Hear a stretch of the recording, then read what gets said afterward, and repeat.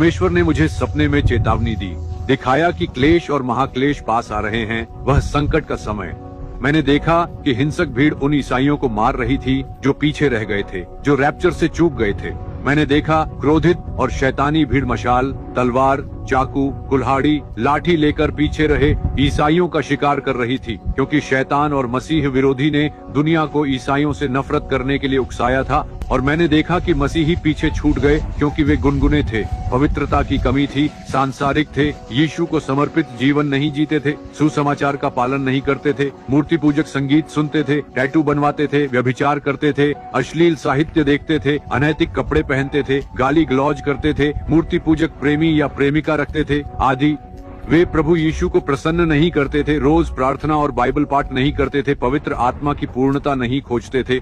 वे पीछे छूट गए। मैंने देखा कि वे डरे हुए थे, क्रोधित भीड़ से छिप रहे थे जो उन्हें मारना चाहती थी।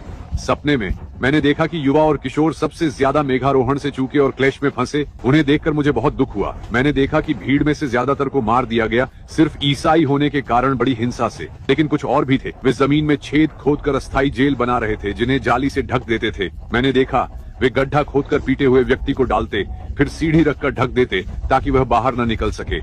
वे ईसाइयों को पकड़कर पीटते, बांधते और सीवर में फेंककर ऊपर से पत्थर रख देते थे। मैंने एक 16 साल की लड़की देखी जो मेघारोहण से चूक गई क्योंकि वह विद्रोही थी। हालांकि उसके माता पिता ईसाई थे, लेकिन उसने नहीं माना।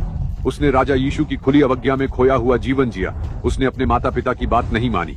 तुरही बजी और वे उसे पीछे छोड़ गए। इस लड़की को पीटा, अपमानित और बंधा हुआ देखकर मुझे बहुत दुख हुआ। उन्होंने जमीन में गड्ढा खोदा, उसे डाला और जाली से ढका ताकि वह भूख प्यास से मर जाए। वे उन्हें पहले यातना देना चाहते थे, फिर मारना। ये बहुत भयानक था। मैंने बहुत सारे युवाओं को देखा। मैंने देखा कि कई किशोर पीछे छूट गए थे। मेरा दिल दुखता था।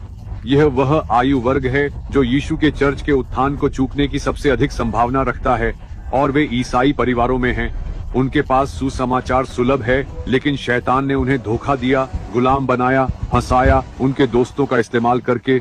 और यह भयानक है। सपना खत्म हुआ और मुझे लगा कि परमेश्वर मुझसे चाहते हैं कि मैं लोगों को चेतावनी दूं कि क्लेश और महाक्लेश, मसीह विरोधी के साम्राज्य का वह 7 साल का समय जो चर्च के उत्थान के तुरंत बाद आएगा, वह शुरू होने वाला है।